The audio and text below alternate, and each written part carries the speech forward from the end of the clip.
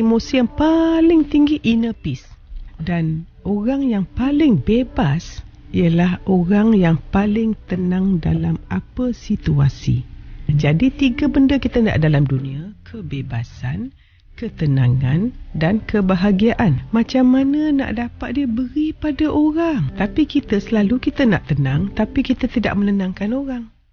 Kita nak bahagia tapi kita tak bahagiakan orang. Kita nak kebebasan tapi kita nak kongkong orang. Sebab itu nak tahu kita punya level kat mana, tengok apa emosi masa kita bangun pagi. Kalau kita bangun pagi rasa serabut, rasa tak tenang. Kalau saya tak tenang, makna saya banyak dosa. Tidak memaafkan orang. Kita sangat ego. Pasal bila kita ego, sombong, tak akan tenang. Kalau tak buat tugas kita sebagai hamba Allah, sebagai khalifah Allah dan tidak mengimarahkan dunia ikut hukum Allah, kita sentiasa dalam kemurkaan Allah dan yang menggenggam hati kita, nurani jiwa sana dari Allah Subhanahu wa taala.